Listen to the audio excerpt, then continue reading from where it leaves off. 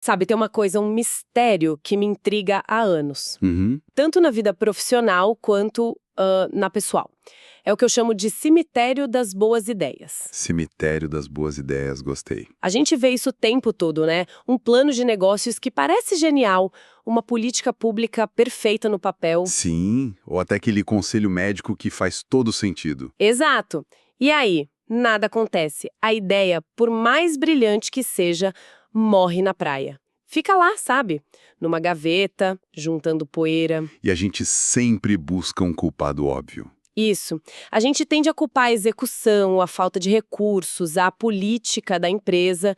Mas e se o culpado for outro? E se o erro fatal acontecer antes mesmo da primeira ação ser tomada? É um bom ponto. Na nossa conversa de hoje, a gente vai investigar essa cena do crime. A fonte que a gente tem aqui, baseada no trabalho de Ronald Heifetz, nos dá um suspeito principal, um erro de identidade.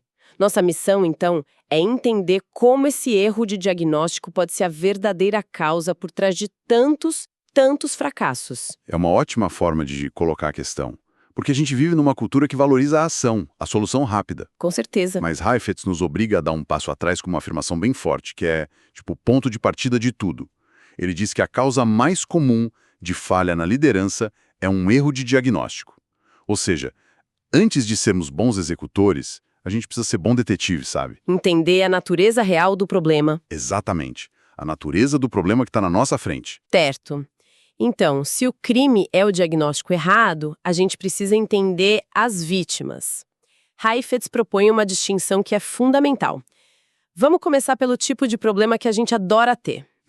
O problema bom. É. O material chama de desafio técnico. O que é isso na prática? Então, o desafio técnico é basicamente o problema do especialista. É aquele que tem uma solução que já é conhecida, que pode ser resolvida com o conhecimento que já existe. Ok. Heifetz diz que são problemas que podem ser solucionados com autoridade e expertise gerencial. Por exemplo, seu carro quebra. Você não precisa reinventar o motor, né? Claro. Você leva no mecânico uma autoridade no assunto que aplica o conhecimento técnico dele e conserta. Ou, sei lá, um erro numa planilha.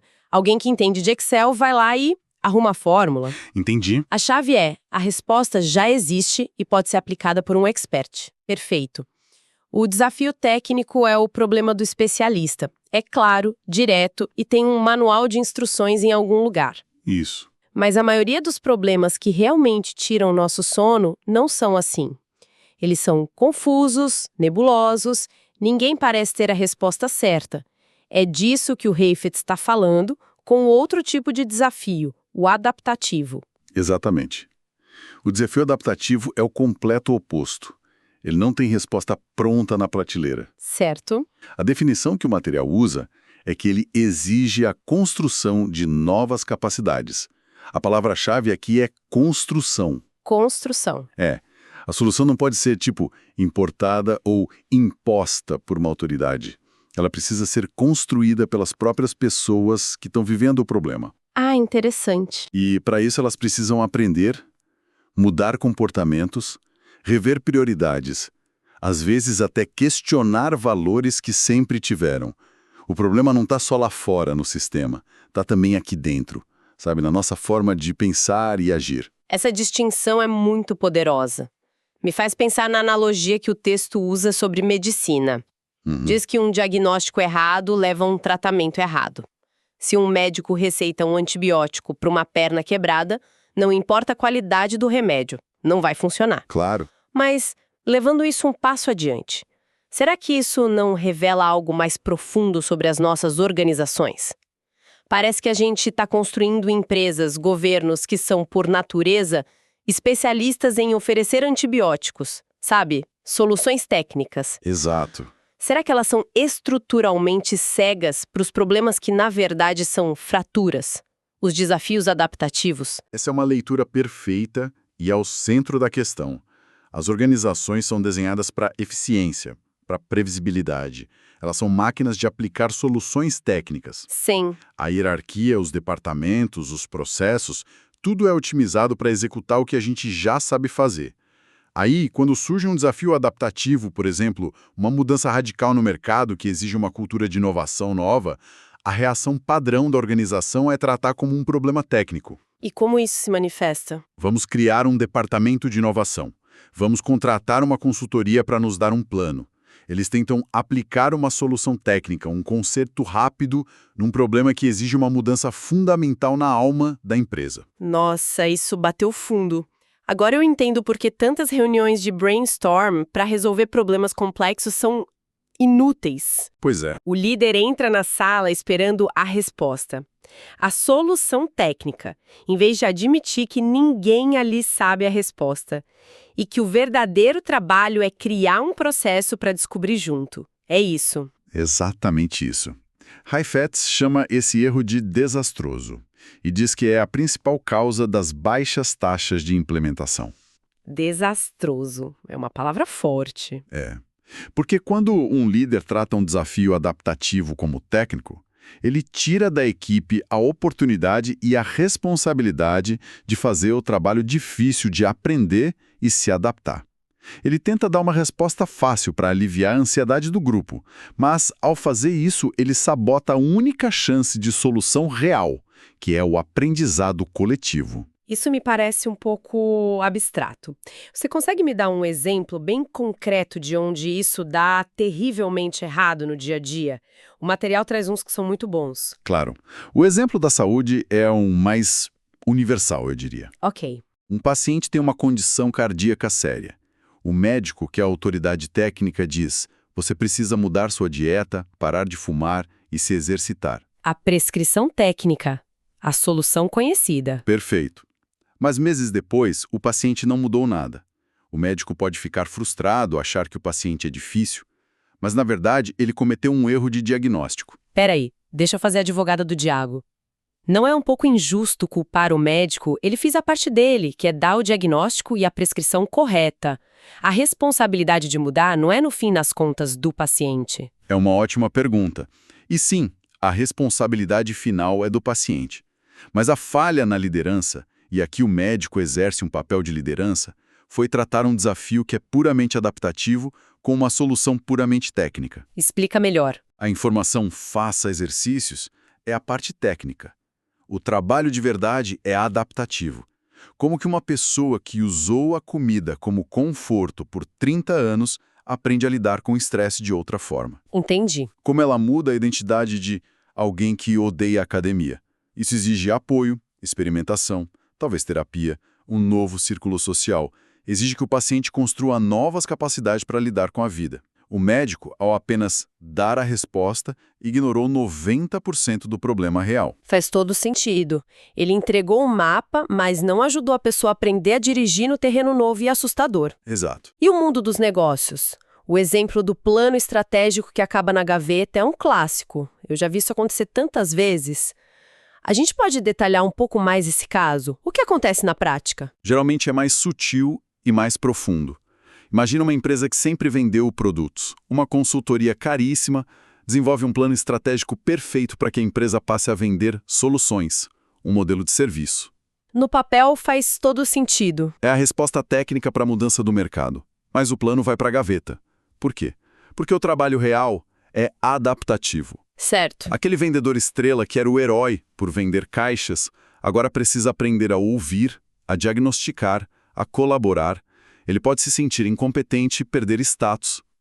Os departamentos que antes competiam agora precisam colaborar intensamente, o que gera conflitos de poder. O plano estratégico exigia que as pessoas abrissem mão de lealdades antigas, de competências que davam segurança para elas e de uma identidade profissional construída ao longo de anos.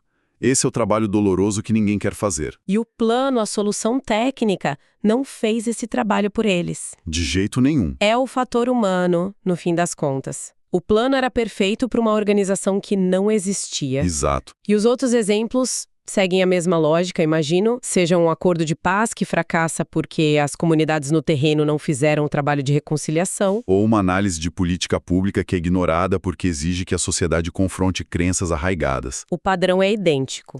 Uma solução técnica elegante é aplicada a um problema cuja raiz é profundamente humana, emocional e adaptativa. A falha nunca está na qualidade da solução técnica, mas na sua total inadequação para o verdadeiro desafio. Ok. Se o erro é tão comum E tão custoso. Por que a gente continua caindo nessa armadilha? Qual é a força que nos puxa para o diagnóstico errado? A Heifetz aponta para duas razões muito humanas. A primeira é a ambiguidade.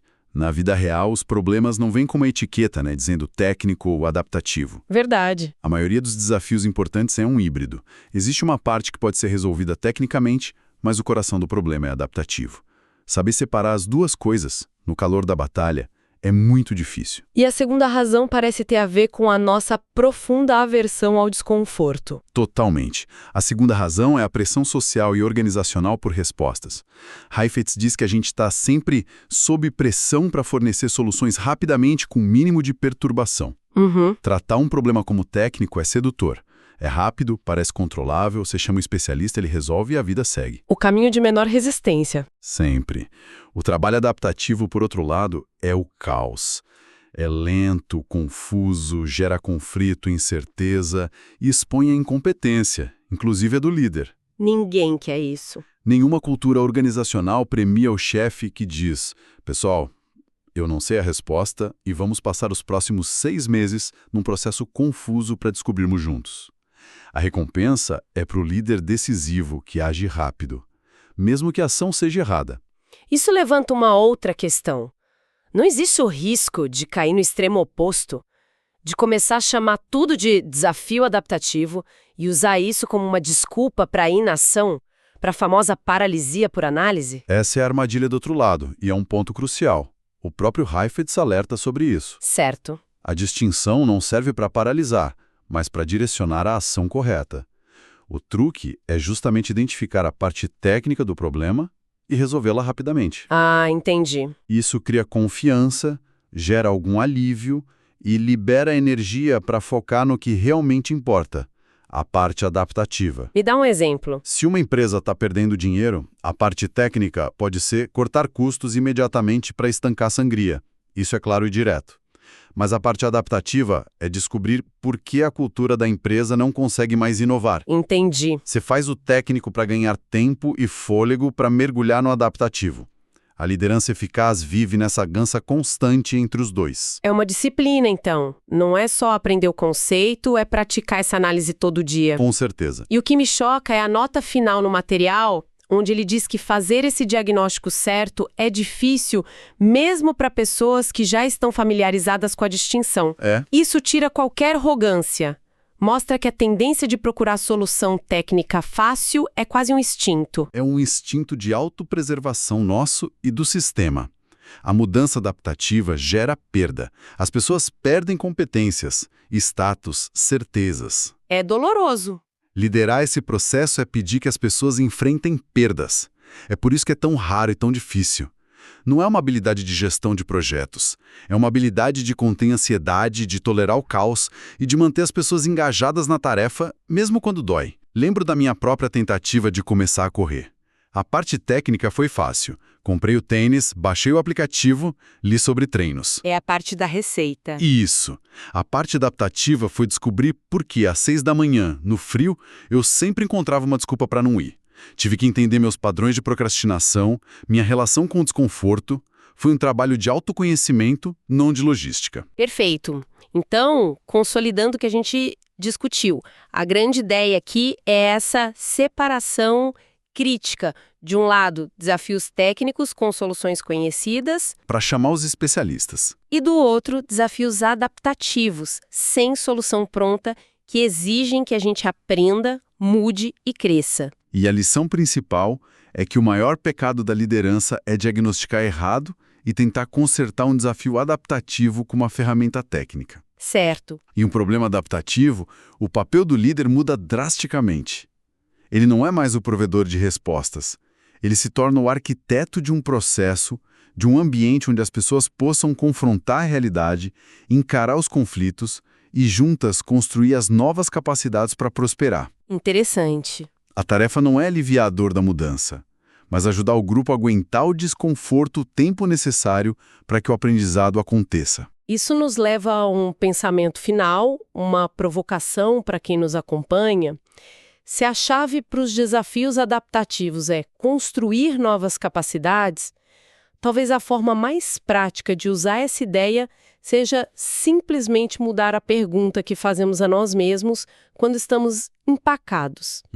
Da próxima vez que alguém encontrar um obstáculo persistente, um problema que nunca se resolve, seja no trabalho, na família, em vez de se perguntar de novo e de novo qual é a solução, talvez a pergunta mais poderosa seja outra. Qual seria? Talvez a pergunta que destrava tudo seja: que novas capacidades, que aprendizados ou que dolorosas mudanças de mentalidade são necessárias em mim e no grupo para que a gente possa sequer começar a lidar com isso de verdade?